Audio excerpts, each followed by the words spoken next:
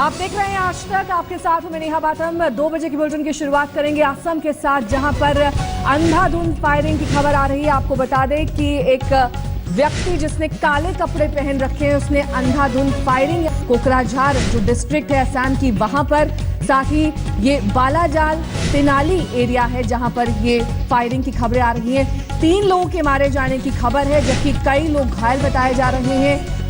ये फायरिंग दरअसल कुछ देर पहले शुरू हुई। इस व्यक्ति ने फायरिंग के बाद ग्रेनेड भी इस एरिया में फेंके हैं। कई लोगों के घायल होने की आशंका है, जबकि 3 लोगों के मारे जाने की खबर है। ये कहा जा रहा है कि जो शख्स है जिसने फायरिंग करी है, उसे भी अब पकड़ लिया गया है। पूरे एरिया में इस वक्त पुलिस बल मौजूद है और काले कपड़े में ये हमलावर आया था, ये बताया जा रहा है, जिसने फायरिंग की, ग्रेनेड फेंका और उसके बाद कई लोगों के घायल होने की खबर भी आ रही है। फायरिंग के बाद शख्स ने ग्रेनेड के सहारे वहां पर हमला किया। अब हमलावर को मार गिराया गया है, ये भी खबर आ रही है। मनोगिया लोईवाल हमारे संवाददाता इस वक्त तमाम जानकारी के साथ हमारे साथ जुड़ गए हैं। मनोगिया, इस वक्त क्या ताजा स्थिति है? क्या हमलावर को मार गिराया गया है? कितने लोगों के मारे जाने की खबर है और कितने लोग घायल हैं? जी, सरकारी ओर से पुष्टि हो रही है कि हमलावर की संख्या 1 से 2 हो सकती थी। जो वहां के आई विटनेस थे वो कह रहे हैं 2 लोग हथियारबंद थे और AK-47 से लगातार धुआंधार गोलियां चला रहे थे। काले कपड़ों में ये व्यक्ति जो थे वो घुसे इस मार्केट में। तेनाली तिराहा होता है, जो एक छोटा चौराहा होता है और वो मार्केट होता है।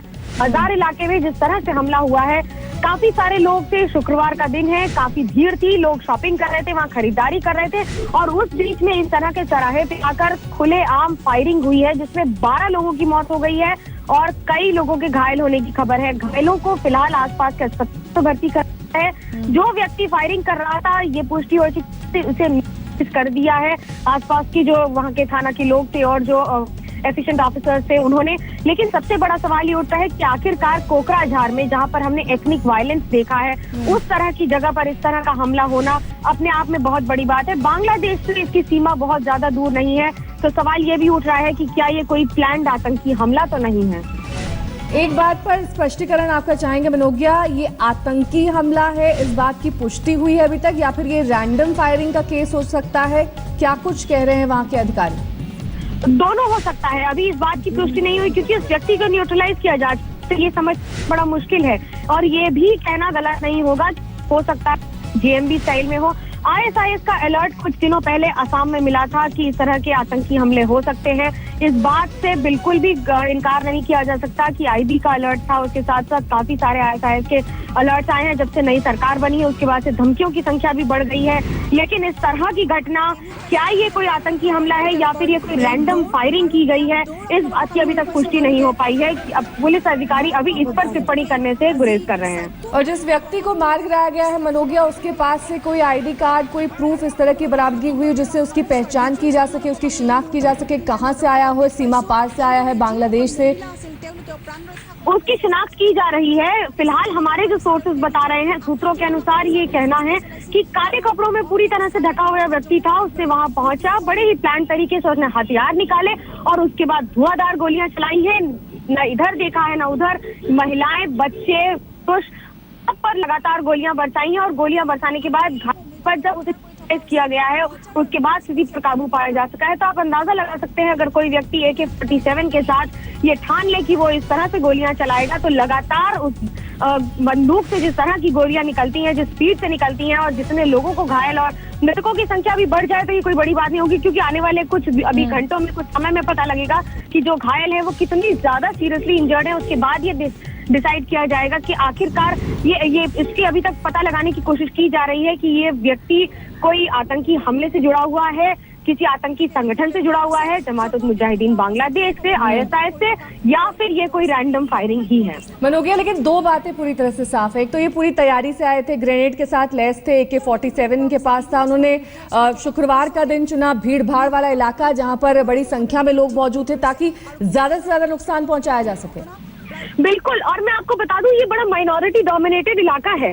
ये एक कॉम्बिनेशन ऑफ एथनिक वायलेंस रहा है कोकराझार में। 2-3 साल पहले हमने देखा था 2012-13 में बहुत ही ज्यादा एथनिक वायलेंस हुआ था, जहां पर एक संगठन या ये कहे एक कम्युनिटी के लोगों ने दूसरी कम्युनिटी पर वार किया था और लगातार ये ट्राइबल वर्सेस माइनॉरिटी चला था करीब 6 से 8 महीने तक।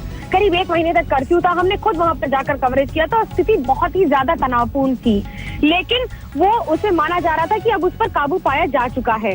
अब अगर इस तरह की घटना जिस तरह से चुना गया है और जो दिन और तारीख चुनी गई है, शुक्रवार का दिन ही क्यों चुना गया की पुष्टि नहीं हो पा रही है, क्योंकि वहाँ भीड़ ज्यादा होगी, क्योंकि वो वहाँ पर जो अल्पसंख्यकों की संख्या ज्यादा है।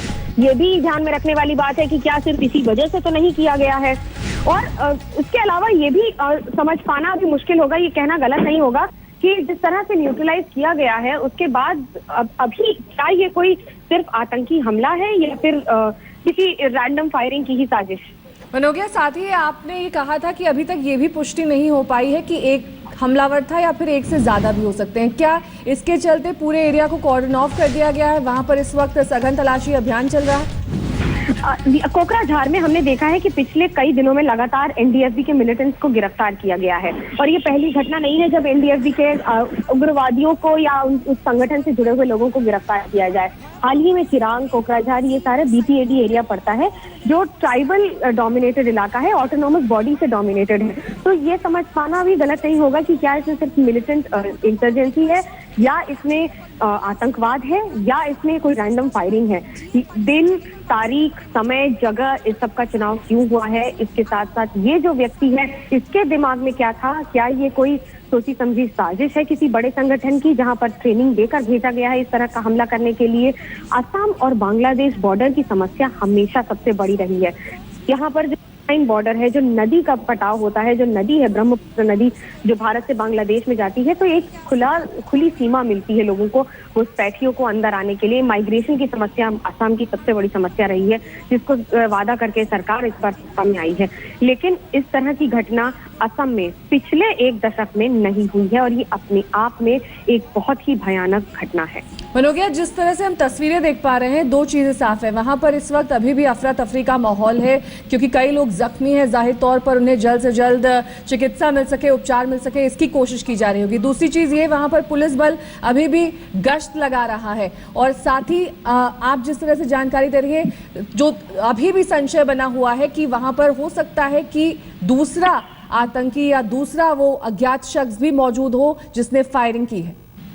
बिल्कुल, अभी सवाल ये उठ रहा है कि क्या इसमें सिर्फ एक ही व्यक्ति है या फिर और भी कोई व्यक्ति शामिल है।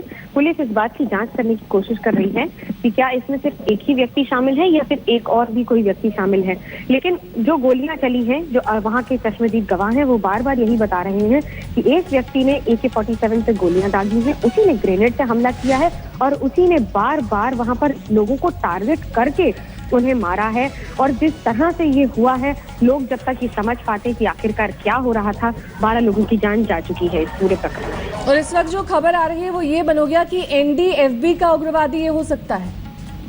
जी बिल्कुल, NDFB हमने हमेशा देखा है कि जिस तरह से NDFB ने आतंकवाद या उग्रवाद मचा रखा है पूरे असम में, खासतौर से लोअर असम में, जैसे कोकराझार, चिरांग, बरपेटा, ये सारे जिले हैं और ये सारे जिले बहुत ज्यादा प्रभावित रहे हैं उग्रवाद से।